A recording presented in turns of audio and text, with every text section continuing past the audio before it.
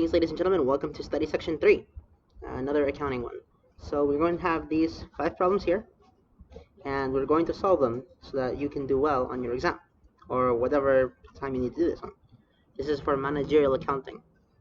So we assume the sales price is $20, the variable cost is 16 per unit, these are also per unit, and the fixed cost is 168,000 per unit. We need to find the break-even point.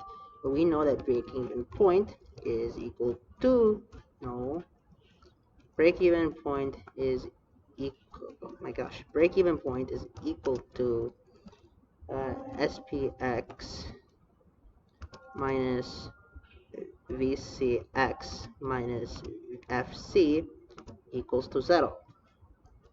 Okay, so in this case we'll take equals 20 minus, so what we need to do is solve for x. So to do that, we need to get the equation.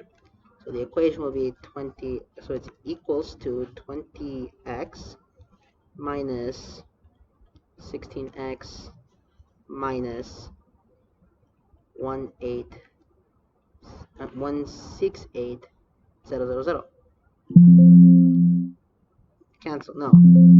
No. So what you need to just accept here is that Excel sucks for this, but the idea is that you'll have to do these.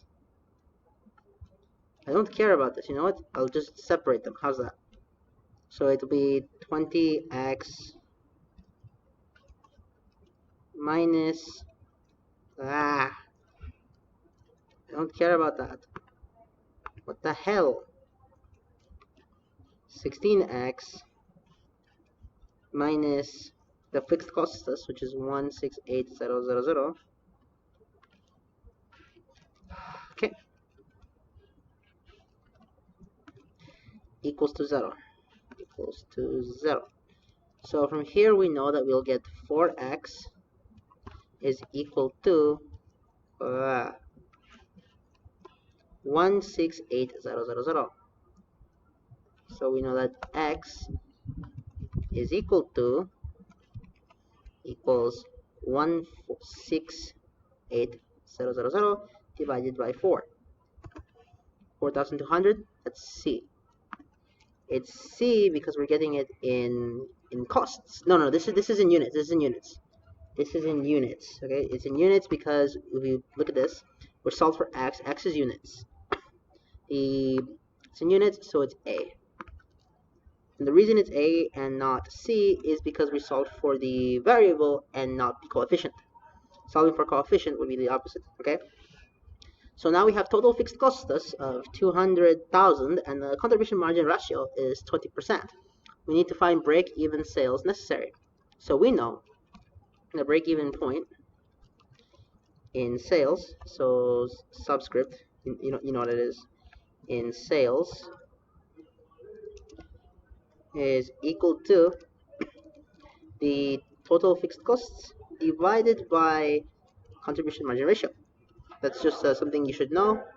I don't have the time to explain it, but effectively what you'll do is you'll get this 200k divided by 0.2. You should get $1 million. This is in dollars, so it's A. The reason it's in dollars, ladies and gentlemen, is not A, it's B. The reason it's in dollars is because we were looking for the sales and not the units. Watson Incorporated applies overhead cost based on the direct labor hours in completing the 200 units in job 120. Company incurred 12,000 in direct labor materials, 500 direct labor hours, and 18 per hour. Predetermined overhead rate is $6 per rate. What is total cost of unit in job 120? So in this case, one number that we can ignore because we don't need it is the 200. And that could be any number, because if we want the total cost per unit, okay, per unit, not the amount of units, that'll be equal to the direct material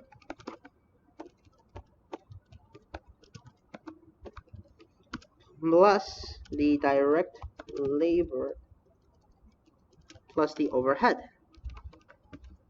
Okay, so this is equal to we know that the direct material is $12,000 plus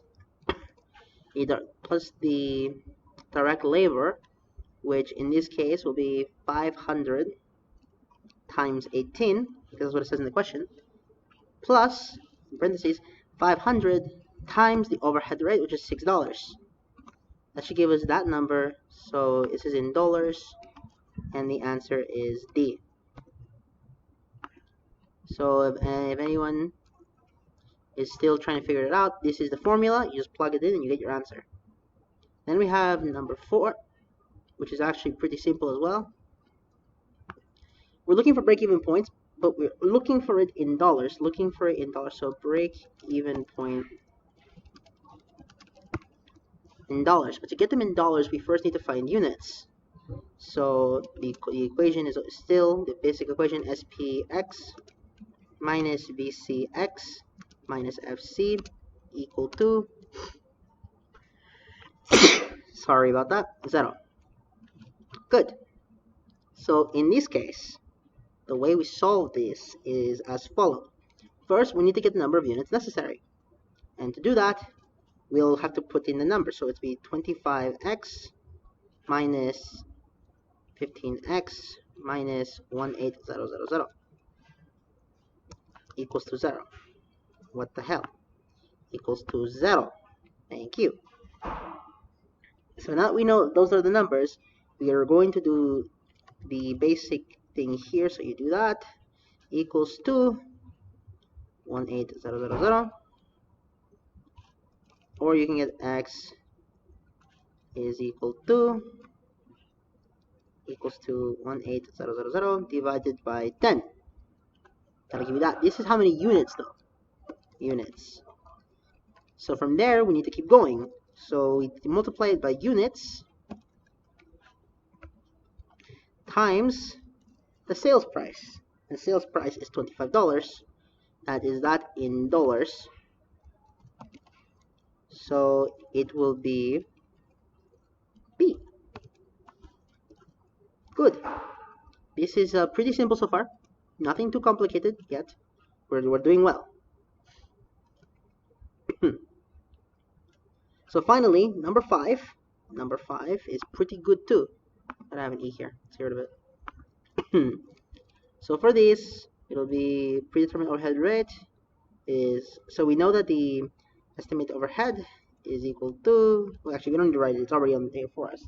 So the way we solve this one is we need to do the predetermined overhead rate, or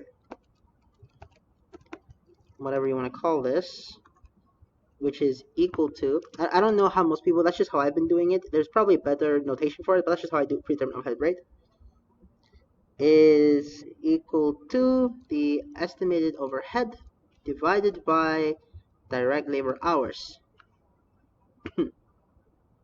Okay, so now that we know that, we do equals to, it'll be overhead rate divided by this number here, and you'll get $21.82 per